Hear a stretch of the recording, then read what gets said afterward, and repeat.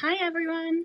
A big welcome to the launch of All the Things She Said by Daisy Jones, which is behind me. I am so excited to get to introduce you to Daisy. Daisy Jones is Associate Editor at Vice, having previously worked at Dazed and Confused, where she was hired as music editor at 22. During her time as a writer and editor, she's interviewed everyone from Grace Jones to RuPaul to Robin and Peaches. Her work, which explores everything from queer culture to music, sex, and the internet, has also appeared in ID, The Guardian, Refinery 29, and Polyester, among others.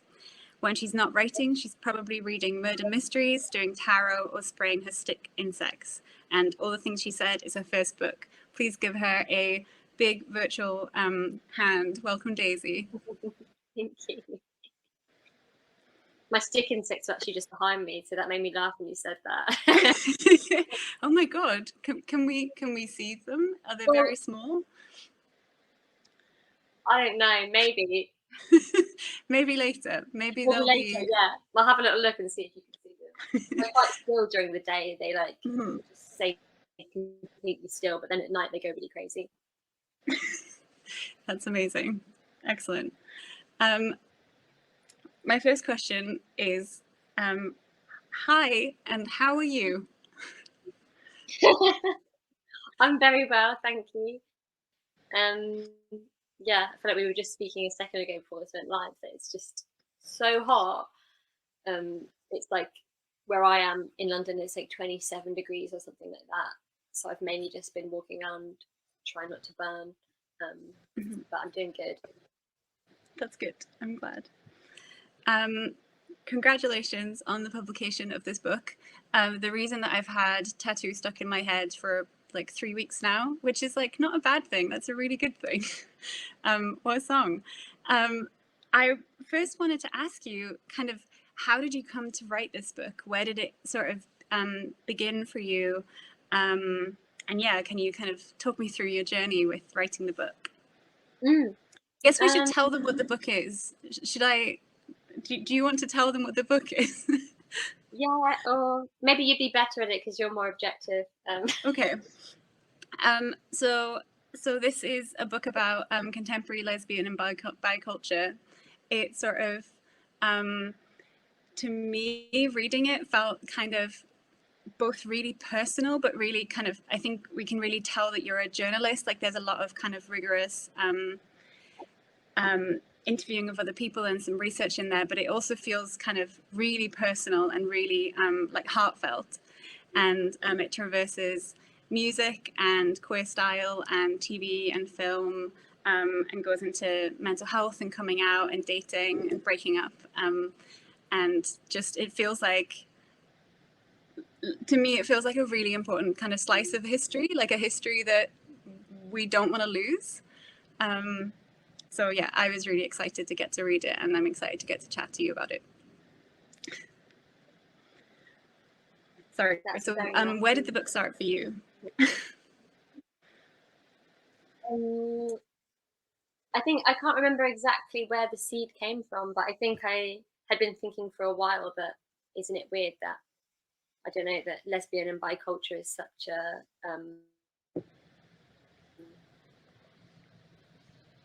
kind of tangible thing that a lot of queer people, I don't know, associations with, and it's so discussed among communities, but it's like I've never read about it in like a modern sense. Obviously there's like so many amazing books, but I mean, like, it's not something I had necessarily read like a new non-fiction book about it more recently. And it felt like there was this real moment in like the 2010s onwards where like lesbian and bi culture suddenly was like pushed into the mainstream, and it was like I just wanted to interrogate why that had happened, and also look at what that actually was and what had happened beforehand. I think that whole moment I was just like, oh my god, this is really interesting to me. It's also something I'm familiar with, and I wanted to write about that. Yeah, that's really cool. I should also say to everybody, I'll be asking some questions now, but you'll get a chance to ask questions as well. So if you want to put them, there's a question box kind of next to the chat where you can put your questions that we'll get to later. And also there's just below us is a link where you can buy the book if you would like. So in my little introduction there, I said that I thought the book was really personal. And I wanted to ask a little bit about that, kind of how you found writing a book that was so personal and how you sort of threaded that needle between memoir and journalism.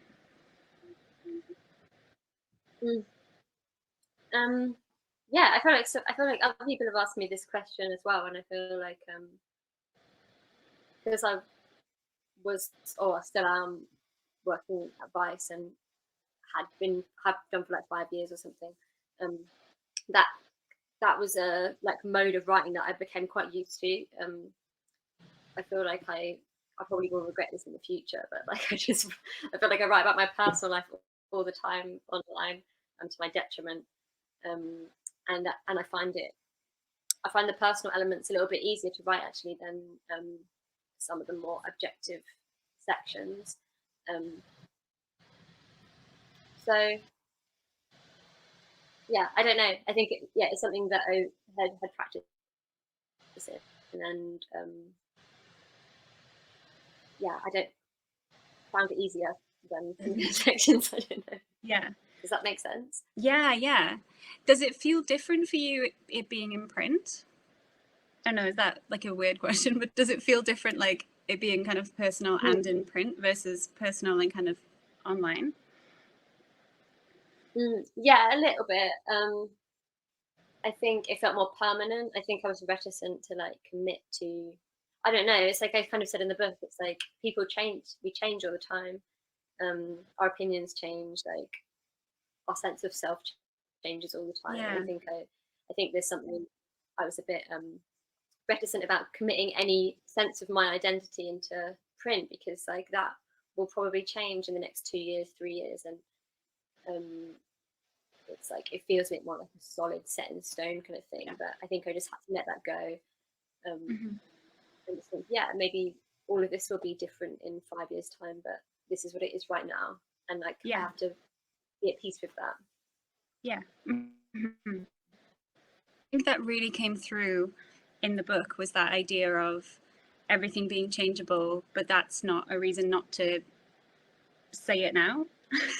Like this is how I feel right now, and this is like it's worth saying, even recognizing that everything's changing.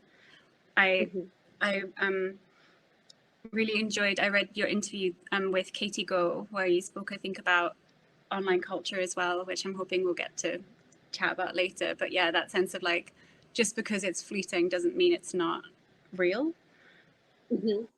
Yeah, especially right now, it's like everything's fleeting. It's like think about the past year. We would never have guessed that any of this would have happened a year ago. It's like things are so fast moving at the moment that there's no other way to write about like reality at all. It feels like unless you're writing about history. Yeah. When I was reading it, I was wondering about who your reader was when you were writing it, the kind of whether you pictured who you wanted, who you kind of wished would pick it up in a bookshop, or who you wished could read it. I don't know if you had somebody like that in mind when you were writing or editing it, or if it was more broad than that. Yeah, I don't know. I think when I started writing it, I wanted everyone to pick it up. I wanted people who maybe weren't even immersed in queer culture to pick it up. I didn't want it to feel too niche or sort of like it was an insider thing. I think I wanted it to feel like more universal, or maybe even people who don't know anything about queer culture, or maybe they're like questioning their own feelings or things in their own life, and I wanted it to feel kind of accessible to them.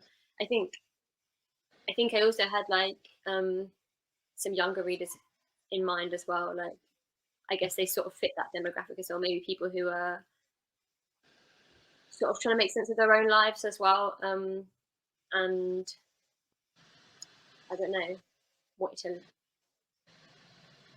I don't know. If they were questioning anything, then I wanted it to be useful to those people. Yeah. I think that's the kind of people I had in mind, but Yeah. also everyone. I think I really got a kind of vivid, exciting buzz from it, and I think sometimes we talk so much about the things that are difficult for us as queer people, and I think that's really important as well, and you obviously kind of go into that in the book also, but I think it's so exciting to see kind of queer joy in so many different facets in the book. And I think if I had read it as kind of, I was like questioning my own sexuality or gender, I think I would have felt that like there is joy here, you know, like joy lives here. Yeah, that was really, really, really important to me. I think it's like, like you said, so much of what we see in the mainstream when it comes to queer culture is just like trauma, and in films as well, it's like this very sort of, especially like when it comes to lesbian and bi relationships in film, it's very like heavy and like this awful thing, and like these things you have to get over, and it's just like there is actually so much fun to be had in queer culture as well that exists in the world. So yeah, that was really important to me as well, to celebrate that. Yeah. I just finished Casey McQuiston's One Last Stop, and it was like just which is a novel that came out last week, and it was so kind of filled with joy as well. And I thought it was so appropriate that I was like finishing that last night, and getting to chat to you today, just because I think it's important to hold on to the joy when we find it. Did you say it's called One Last Stop? One Last Stop by Casey McQuiston, and it is a like women loving women time traveling subway romance, and it is very good. I'm gonna have to, I'm gonna look that up.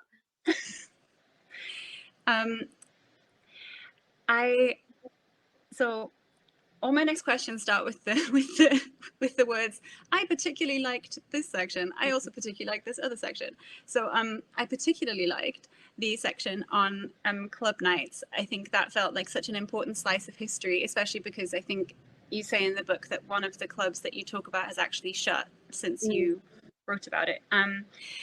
I wonder whether you would do us a little reading and then just speak to the club nights chapter a little bit more. Yeah, I can do a reading. Let me find it. So I'll just read a few paragraphs. I'm just going to read the beginning of the chapter. God, this is from a long time ago. It is 2008 and you are wasted, really wasted. The only reason you know this is because you're walking through the streets of Hackney at 12 a.m. and you're singing the Charles and Eddie song, Would I Lie to You, which you usually hate. Every note comes out like a warbling screech. You continue, trying to make each line more controlled than the next. But instead it gets worse, your voice getting louder, battering the outside walls of the houses nearby. The houses with their curtains closed and their lights off and their black shadow lawns. The families in these houses have gone to sleep, but you are only just waking up. You are 16.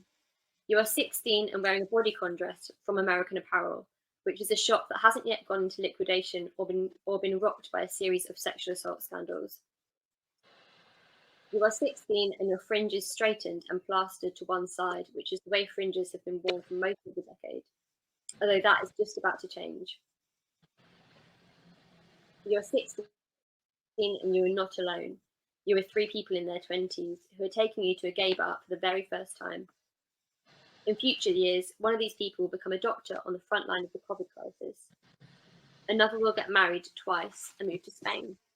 You've never been sure what happened to the third, but in that moment, you are all walking together and you are singing and you cannot feel the midnight blue cold because you are 16 and you literally do not care.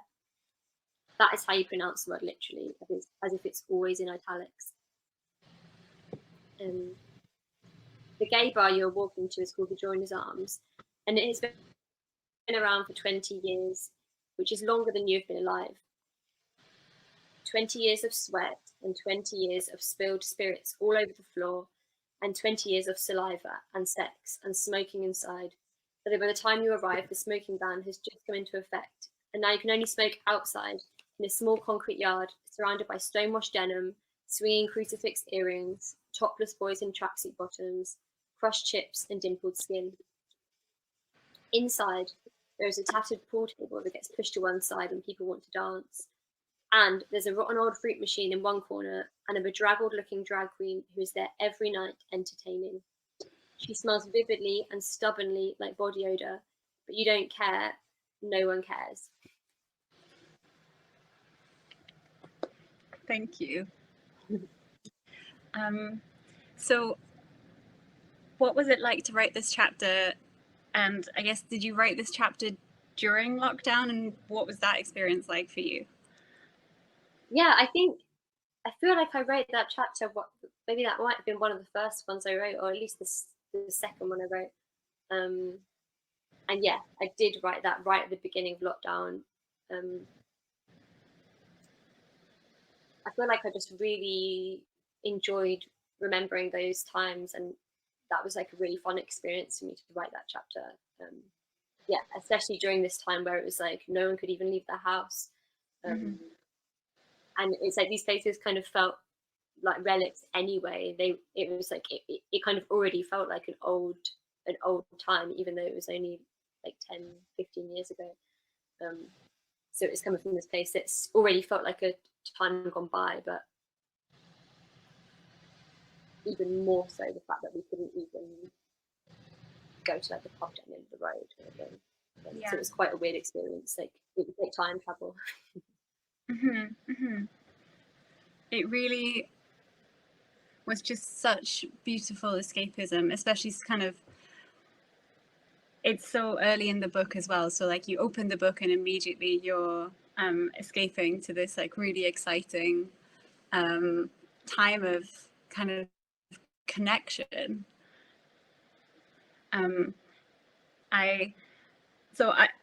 As I was about to say before we kind of went live, I talked to somebody who came into the shop about this particular chapter because they were doing a project of, they were making like a lesbian map of the UK. And so they were kind of putting on the map like important places like clubs or like bookshops and other things. And I was just kind of thinking about whether I could recommend anything in Edinburgh, and I could only think of CC's, which then made me think like, you know, Edinburgh's like not massive, but it is kind of sad that I can only think of one. So I found it so exciting to read about so many different places and different types of club nights in this chapter. How did you go about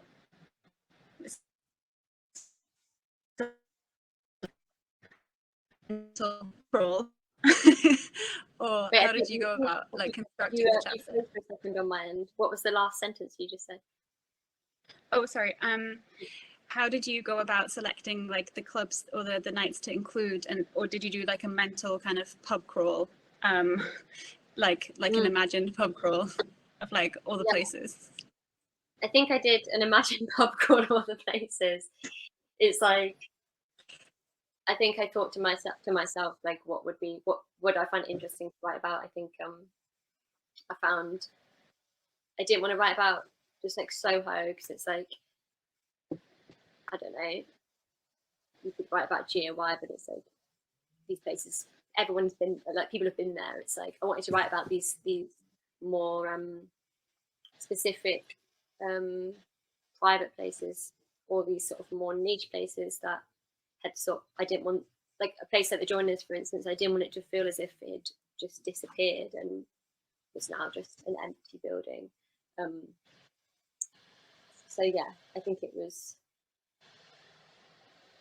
my own personal popcorn, if that makes sense. Yeah, yeah.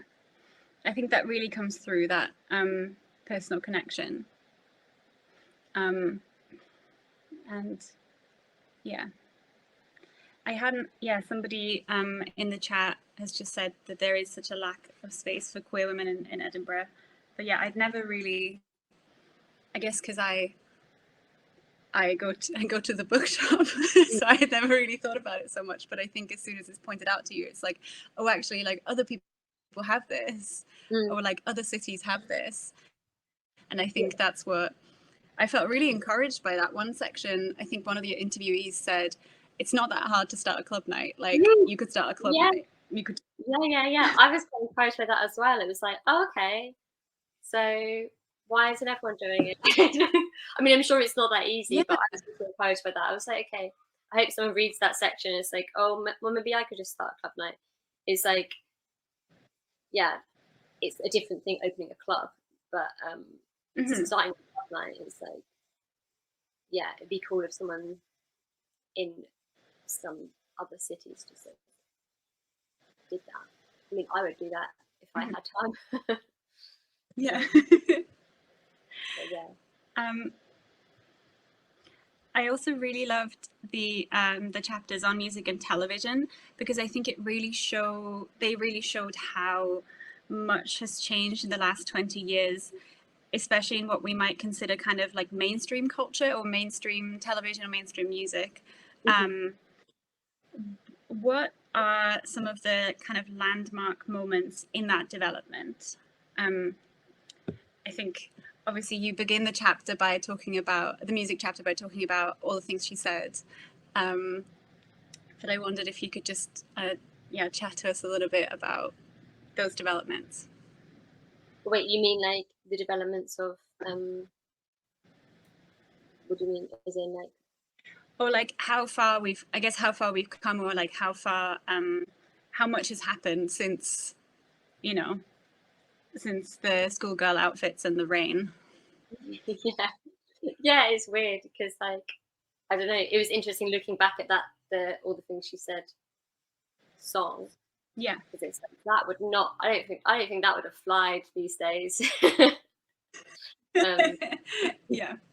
I don't think that would have been like acceptable. For like a lot of reasons, but it's like I said in the book, it's complicated because it's also such a good song, and it was also a real moment for like a lot of queer people as well. But we've moved on since then. That was like a song of its time. It was interesting chatting to like some sort of more, I guess, music academics for that chapter, because a lot of them pointed to Lady Gaga actually as like someone who was at the beginning of sort of pushing queerness in a mainstream pop sense. Obviously, like queer music has existed since the beginning of time, but I think in terms of like chart music and like the kind of stuff you see on the cover of magazines and I think in a more mainstream top 40 sense, I think a lot of people pointed to Lady Gaga as like a catalyst. Not just Lady Gaga, loads of people around at that time, but I think it was like, I don't know, maybe I speak in the video, in the book as well about the Gaga telephone video, and that was like just like very queer in the prison, and then there's that like trans mask character, like her Gaga's prison lover. And it's like very campy and like very sexy, and I think it's like that's the first time I saw like queerness for like a queer gaze in the pure pop mainstream. Like this is a video with like Beyonce in it, and it's the kind of video you'd see on like I don't know if MTV was still around at that time, but like Top of the Pops or something like that at the time. I think like the late 2000s, from what I have seen, was when we started to see queerness for a queer gaze, not just for like the straight male gaze, and not just in a kind of porny aesthetic. Yeah. I think if I'm thinking about recent years, as you speak about in the book as well, I think Janelle Monáe again was one of those people who like where her music videos especially were just so like just the queer gaze as music video. Yeah, um yeah, and just so exciting to have that, like to get to see that and see how far how much things have changed. yeah, yeah. It's interesting that it's not necessarily that. But obviously there is more queerness in pop music now. But it's, yeah, like you said, it's people like Janelle Monáe, and it's like the gays, or it's like, who is that music for? I think that's like that's the thing we can say has changed, as in this music isn't this the queerness that we see in music or hear in music in a pop mainstream sense, because obviously like I say in the book, it's like there's lots of stuff, there is always stuff going on in the underground, but I think in terms of stuff we see on our TV screens in like a family home or whatever, it's been interesting to see that move to the queer gaze. That's been interesting to see, rather than like straight male gaze. Yeah.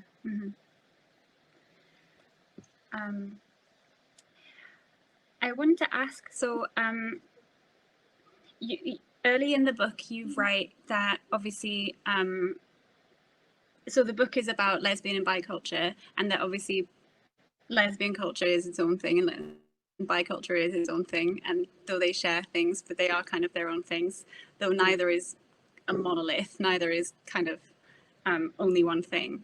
So I wondered how you felt about combining those things in the book, and yeah, just how you felt about being like pluralistic in the book, or like trying to sort of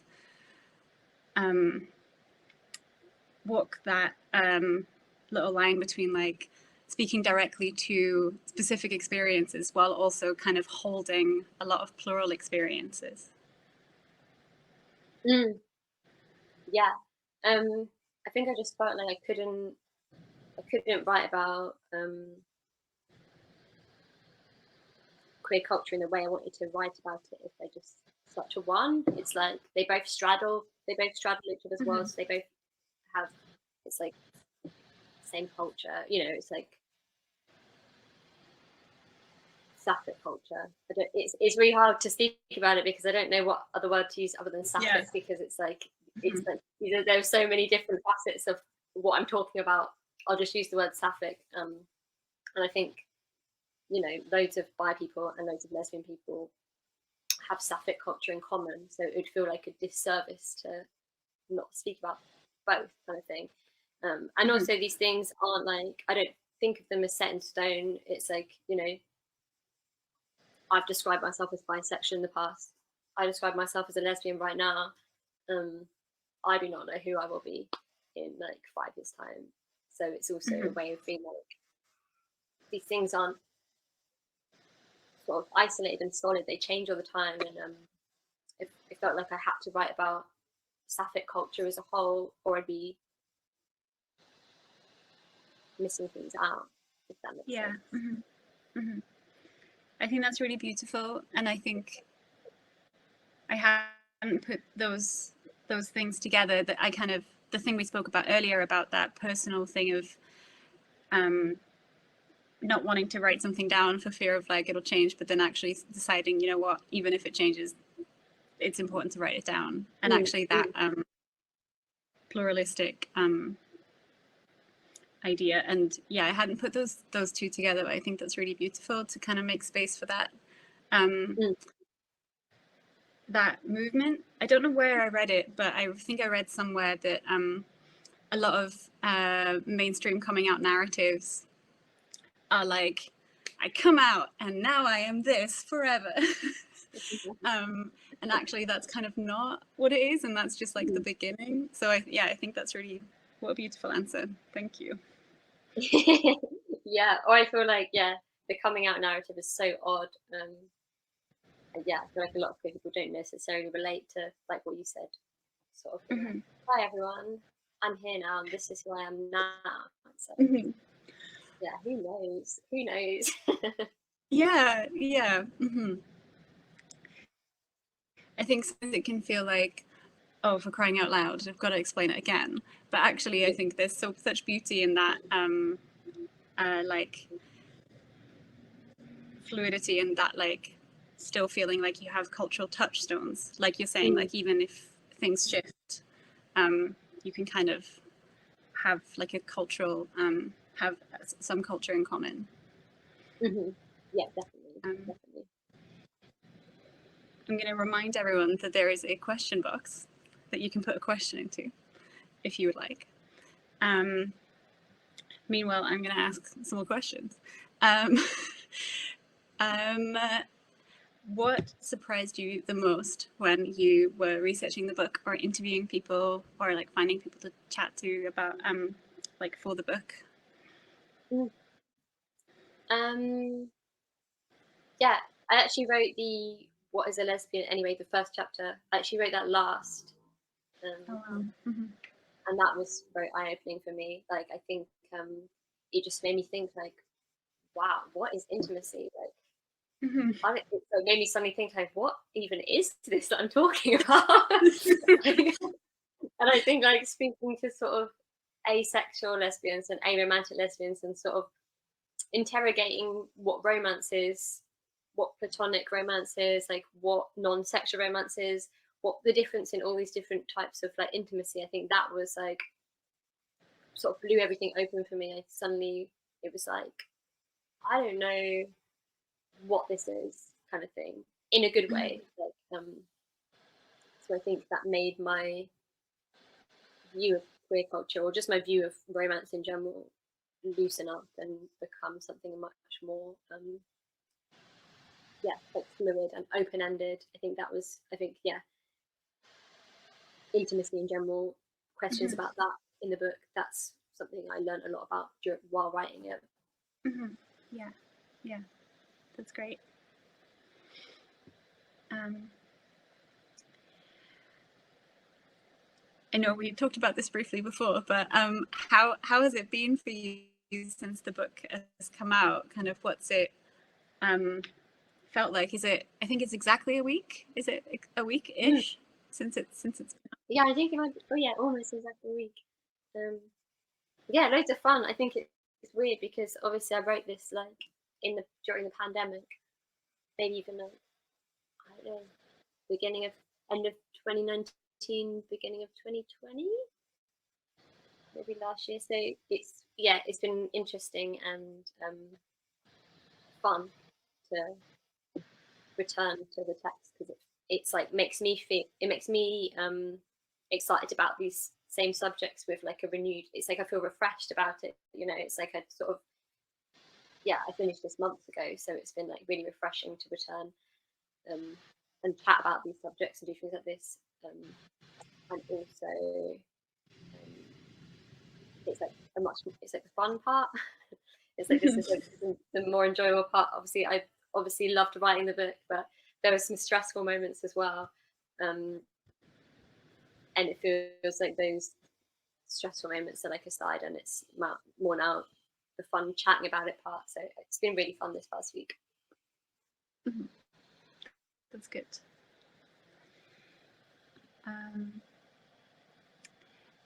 There was a question that has come in. I'm going to ask you. It's by Amy. Hi, Amy. I just finished reading your chapter on queer style, and I absolutely loved it. It got me thinking about why lesbian and bi women are such big supporters of drag, stereotypically, I guess. But do you think drag has played a role in queer women's style, playing up performances of femininity or something? Yeah, I don't know. It was weird when I wrote that chapter. It was like, would it make sense for me to talk about drag in this chapter? But then I was like, you know what? That's a whole other book that someone else who's deep into drag needs to write, and I would love to read, and someone should write that book. But yeah, I don't know. It's like I still have a lot of open-ended questions from that chapter, that it's like I don't know where some of these signifiers came from. I just know that it's like a word of mouth or whatever the style version of that is, without speaking of words, Mm-hmm. has somehow persisted through time. So yeah, I don't necessarily know the answer to that question, but it's something that I'm really interested in, and yeah, didn't speak about it in the book, but it's something that I would like to read a whole book on, if someone else wanted to write that. Yeah, that's so interesting. I also really like that book, and it also really made me think about, yeah, that unspoken thing. Like, why do I know that nose rings are a thing? Like, why do I know that? Yeah, what is that? Where did that come from? It's also like a lot of these style signifiers. It's like, you know, or I don't know. It's like, I'm sure I was adopting those things before I even knew I was queer. So it's like, it's not like, I think there's an element of sort of signifying to others subconsciously or consciously. But I think there's also an element of some of these things happening naturally. I don't know why that happens. Yeah. Mm-hmm. It's so funny. Here's another question from Kay via email. Loved seeing a book that acknowledged that shared space for femmes by looking at lesbian and bi culture. How have people received that? That's a great question. Received it in what sense? Like, I guess like what's the has there been like any particular reaction to the like having lesbian and bi culture in one book? I think yeah, it's only been a week, but I've got a few really nice messages from people who I've actually got more messages from bi people than I have like lesbians, being like, oh, thank you, I think or a lot of younger bi people feeling worried that they weren't queer enough to be part of the culture. And I've had some really positive reactions and really nice heartwarming messages being like, oh, it's made me feel like, no, this is valid and I am also part of this culture as well. And that's been really nice to hear from sort of younger people and people who maybe have even only come out as bi to themselves. And I think that's felt really nice to receive from bi people who maybe this isn't the first steps into queer culture, but it rings true to them for like different reasons. So that's felt really, that's been like one of my favorite things. That's so great. Oh, that's amazing. A question from Stephen. I found it really interesting to read your pieces on the crazy lesbian trope. Can you tell us a bit more about it, and do you think we've seen the last of it?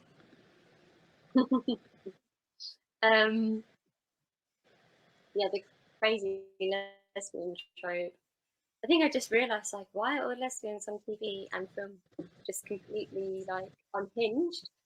I think as I write in the book, it's like I have mixed feelings about it, because I think on the one hand, there's something weirdly compelling about these characters, you know, like almost in a campy way, like, I don't know, feels like Lizzie or like Unbound or I can't think of any right now, but there are just a gazillion. And I think there's something quite compelling about psycho lesbian in film and TV. But I also think it's like interrogating where that comes from, and that it's like, yeah, a mixture of homophobia and misogyny. Like that's what it is, and I don't know, especially in older films, it's almost this kind of warning. That this is what will happen to you if you let your desires go out of control, or if you choose like a deviant lifestyle kind of thing. So writing that chapter was weird, because I was just like, this is a double-edged sword. On the one hand, a lot of these films are some of my favorite films. You know, like, and a lot of them are like revenge films. It's like when you think about Lizzie, it's like I just love the scene where like Chloe Sevigny's walking down the stairs like completely naked with an axe, like covered in blood, and she's just like walking down the stairs. It's so powerful. But at the same time, it's like, why do we always see these murderous queers? And there's a reason that they exist. And I think it's also about asking for more than just those characters. you can have murderous lesbians, and you can also have non-murderous lesbians as well. Yes, we deserve more. Yes, exactly. Jennifer's Body. I mean, I love Jennifer's Body and it's very good, but also, why does she have to kill everyone? Yeah, or it's like, yeah, it's like I say in the book, it's like the sociopathic bisexual. But once I started looking into it, I was like, why are all the bisexual characters like sociopathic? But also really hot. Like, I don't know, it's a love-hate trope for sure. We can, yeah, we should have both.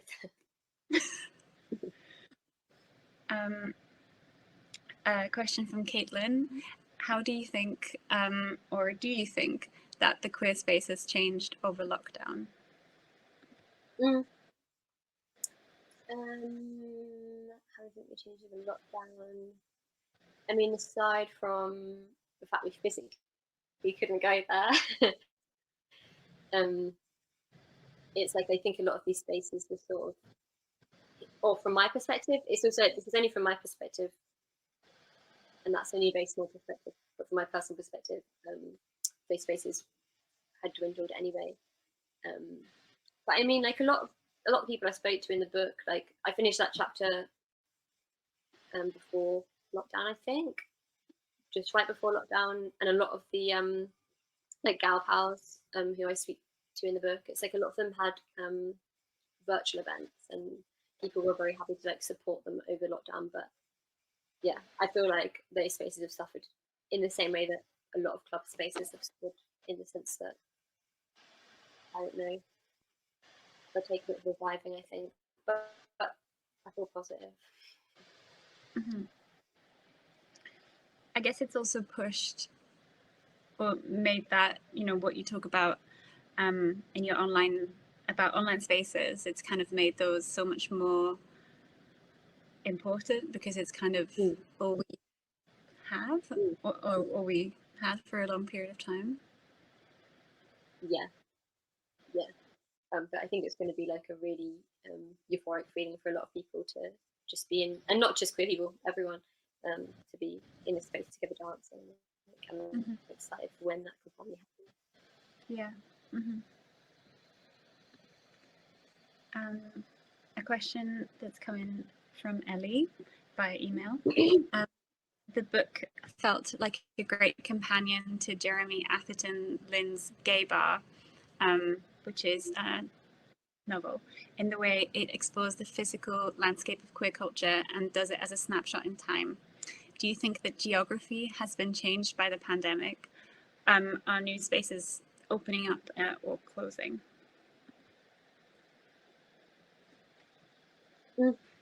As a side note, I really want to read Gay Bar. I feel like every time I speak to someone, they bring up that book, and I'm like, why haven't I read that yet?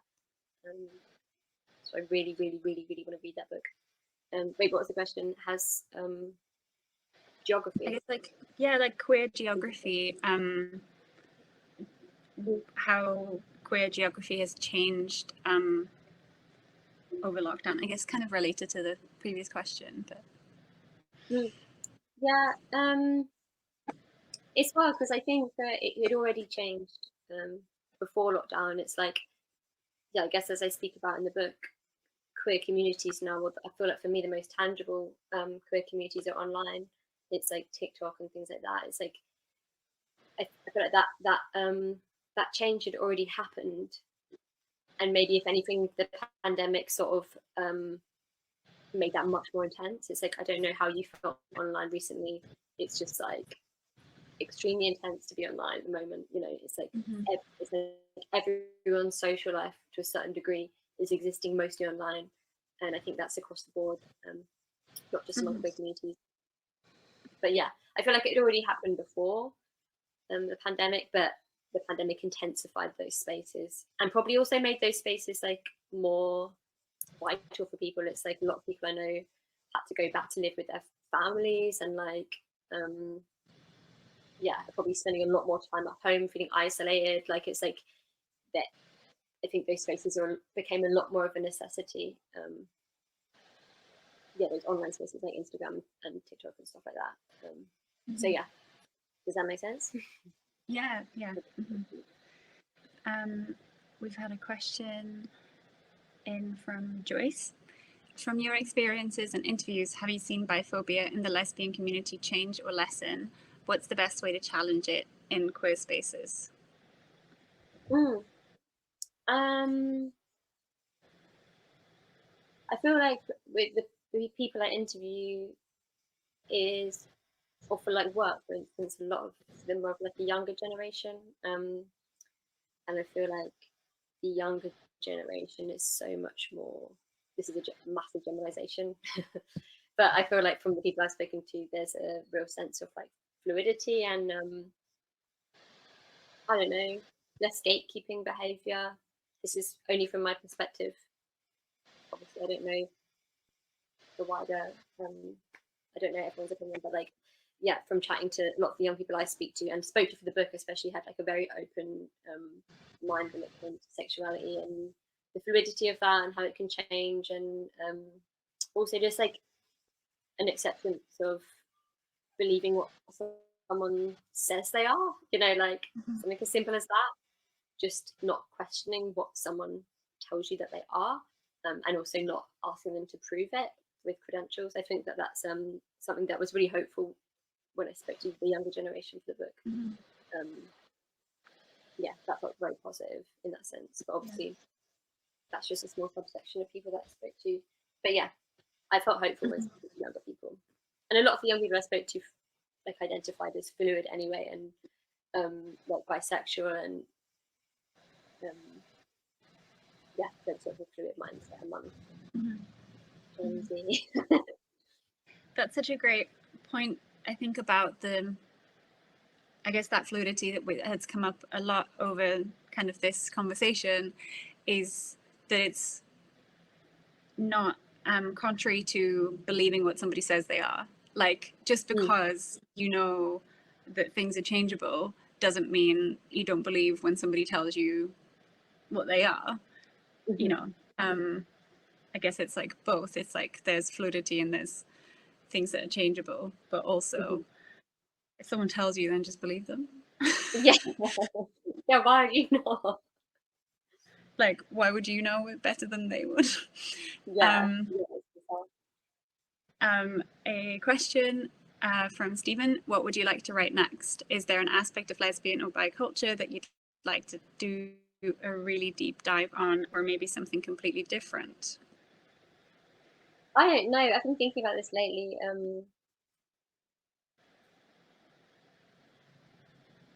I don't know if there's a subject, another subject like about a non-fiction book about, other than this. But I've been wondering whether to write a fiction book. I think some of the more personal elements of the book were like really fun to write, in the sense that although it was non-fiction, it felt like I was writing fiction when I was writing it, and I think that was so enjoyable that I would love to, yeah, write a fiction book or something a bit less journalistic. I think it'd be fun to move away from that. Perhaps, I don't know. Yeah. Well, I'm excited to read it. Question from Caitlin. What is your favorite queer media, TV show, podcast, books, etc.? Yes, I also wanted to ask this. Please give us recommendations. Oh no, wait, which one? Which one? Let's start with, I guess, because you spoke about TV in the book, and Caitlin said any. So I wonder whether like you could give us like a queer podcast or a book recommendation. Oh wait, should I start? Should I start with TV, because I just suddenly thought of Yes. Betty. It's called Betty, isn't it? That TV show. I just binge watched that. About those like teen skaters in New York. I think I feel like I watched that like in one sitting, probably like 7 hours long. It was just so much fun to watch. It's like what we were speaking about earlier. It's just like it's a real joy to consume queer stories that aren't just like dripping in trauma or death. And Betty is just like such a joyful TV show. And I used to love skateboarding when I was a teenager as well. So it felt like, oh my God, this is like bringing me back to when I was like 13. And the queerness in it, it was like very queer, but it just feels like very incidental, and like that's just like part of the people in the show. Like it's not really like a big deal, but it's still very prominent. So yeah, Betty is so good. Podcasts, I actually don't have many queer recommendations for us because all I listen to is murder podcasts. So yeah, I'm not a great recommender and in terms of podcasts, because like this is like Crime Junkie and stuff like that. Have you watched the second season of Feel Good? Oh no, but I just love the first season. And yeah, that's something that every day I'm like, do I have time to just sit and watch, like on my lunch break, just binge watch them? I'm so excited to see it. Have you seen it? I watched it on Is it really, really good? My opinion is it's even better than the first. I mean, obviously Feel Good does have sad things and trauma, but also like it's just so great. It's so good.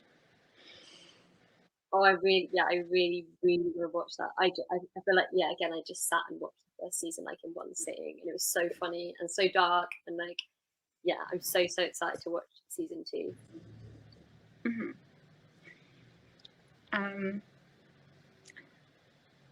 I've had another question in from Anne. There has been a significant increase in hostility towards our trans sisters in the last few years in the UK, and especially in the media. And so often it's painted as cis lesbians having an issue with trans lesbians. And I totally reject that. This claim by transphobes doesn't reflect my experience of lesbian culture. Is this something you reflect on in your book or encountered in your research?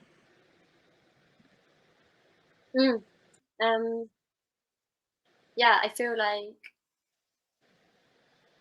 I don't know, when there's like a few answers to that question. I think one, something that's very clear to me while researching the book is that like trans lesbians have always been part of lesbian culture. You can't just erase them.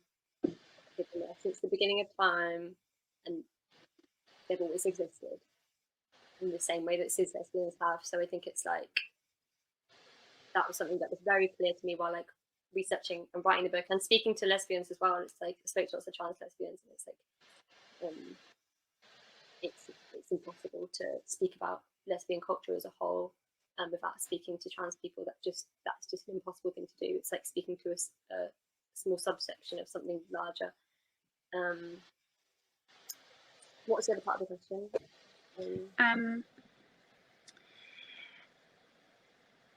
I guess I think the claim that that transphobes sometimes cite, where they say, oh, like,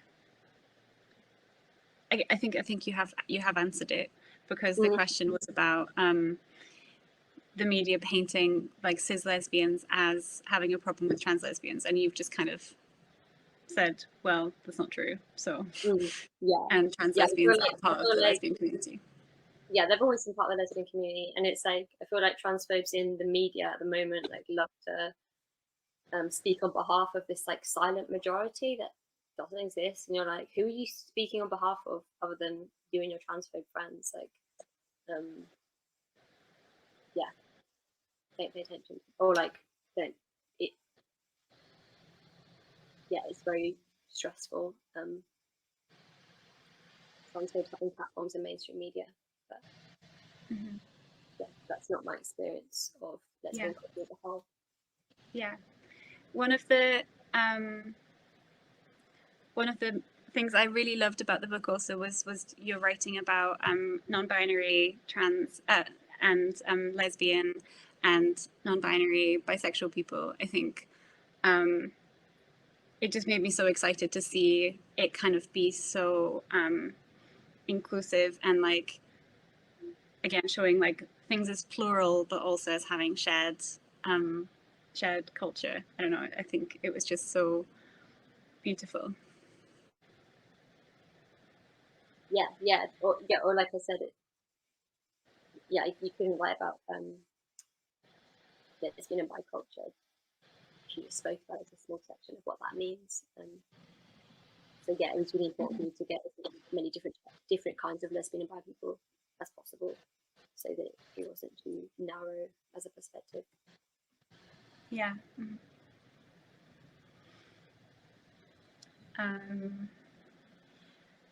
Do you have any other recommendations? I don't know. I feel like I just want to share some recommendations. Or like anything that you're excited about that you thought, oh no, I've already finished my book. I'll stick a post-it in every book to say, check this out. Recommendations, maybe book recommendations. We Can Do Better Than This was another book that came out on exactly the same day as my book came out, which is nice because I know the person who edited it, and we're like, I don't know, I feel like we often do things at the same time somehow. Like we've worked at the same places, we both worked at Days, we both worked at Vice, we both like were into the same things, and it felt like it was just like a real joy to share publication date with Amelia, who put together We Can Do Better Than This, which is out now, and I think has also been out for a week. And that's like, I don't know, that was just really fun to read, because it's like 35 different essays from different LGBT people from all over the world, speaking on different things, and it's like it just feels like having like a bunch of your queer mates get together and like give a speech on like the one thing that they care about. So it's just really fun to read through that. Yeah, I would definitely recommend that book for sure. Cool. That sounds really good. A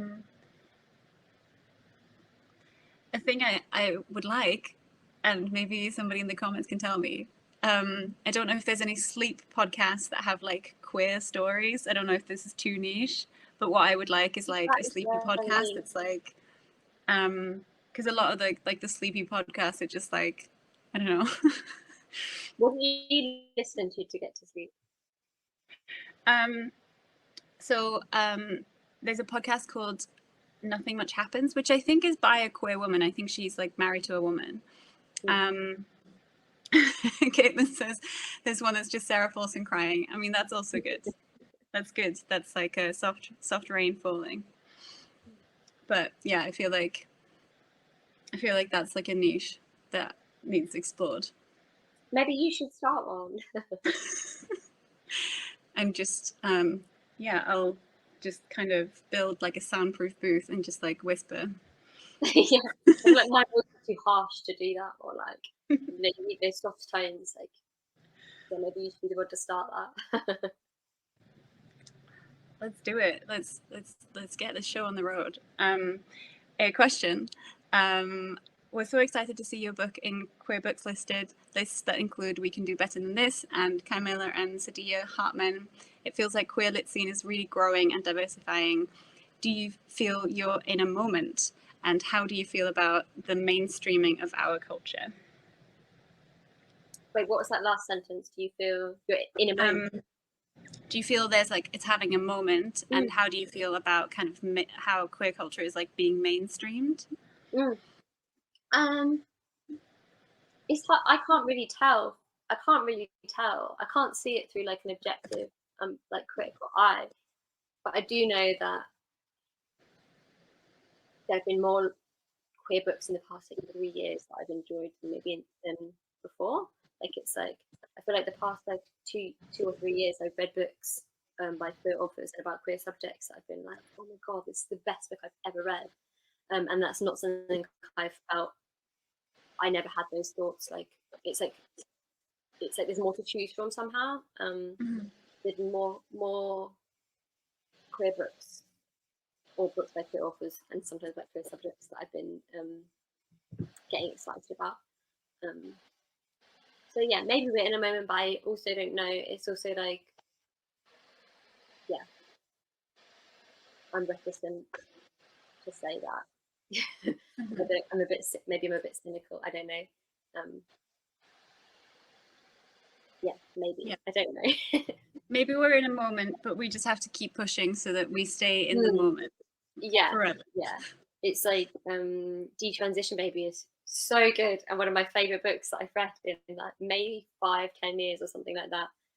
And what that was like, what is that, the first book by a trans writer by a mainstream publisher or something I think, yeah. like that. So it's like, yeah, one book, but yeah, like you said, we can go further than that, I think. So yes and no. Yeah. I always feel like that about books in Lighthouse Bookshop where I work, but also about so I'm part of a project called the Bypan Library, and it's just always about like, but that like there's a next one, like that's the exciting thing, is like the exciting thing is like finding a book, but then also going like, but there are more as well, like the feeling of there's actually there can never be like a definitive list because it's always growing, and that just fills me with so much like hope and joy, to imagine that moment like expanding and kind of going back the way as well, like discovering stuff that you didn't know existed and then looking to the future, or looking kind of yeah. So I think, very sadly, we're almost out of time. I don't know if anybody has like a last question or more like Sarah Paulson podcast recommendations.